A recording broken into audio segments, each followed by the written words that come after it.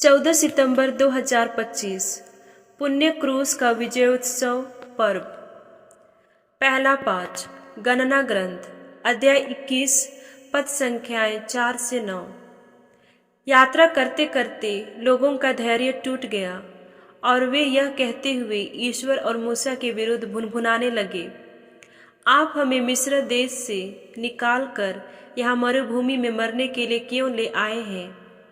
यहाँ न तो रोटी मिलती है और न पानी, हम इस रूखी सूखी भोजन से उब गए हैं। प्रभु ने लोगों के बीच विषैले सांप भेजे और उनके दंश से बहुत से इस्राएली मर गए।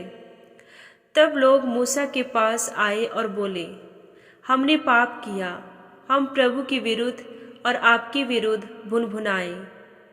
प्रभु से प्रार्थना कीजिए कि वह हमारे बीच में से सांपों को हटा दे।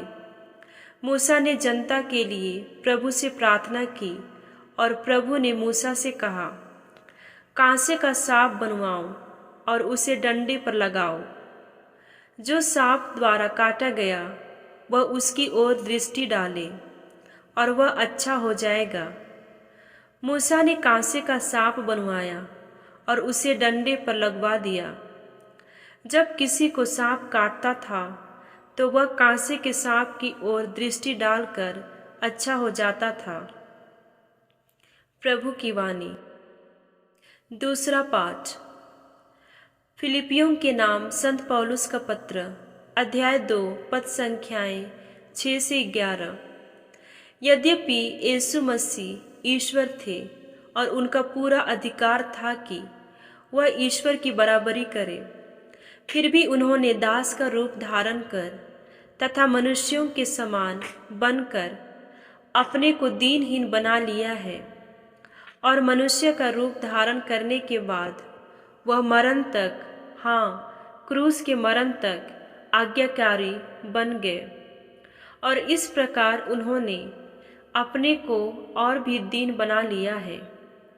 इसलिए ईश्वर ने उन्हें महान बना दिया है और उनको वह नाम प्रदान किया है जो सब नामों में श्रेष्ठ है, जिससे यीशु का नाम सुनकर आकाश, पृथ्वी तथा पाताल के सब निवासी घुटने टेके और पिता की महिमा के लिए सब लोग यह स्वीकार करें कि यीशु मसीह प्रभु ही है। प्रभु की वाणी। संत योहन के अनुसार पवित्र सुसमाचार अध्याय 3 पद संख्याएं 13 से 17। यीशु ने निकोदेमुस से कहा, मानव पुत्र स्वर्ग से उतरा है, उसके सिवा कोई भी स्वर्ग नहीं पहुंचा है।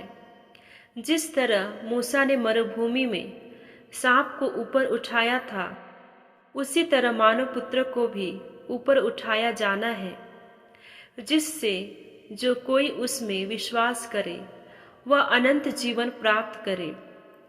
ईश्वर ने संसार को इतना प्यार किया कि उसने लिए अपने एकलौते पुत्र को अर्पित कर दिया, जिससे जो कोई उसमें विश्वास करे उसका सर्वनाश न हो, बल्कि वह अनंत जीवन प्राप्त करे।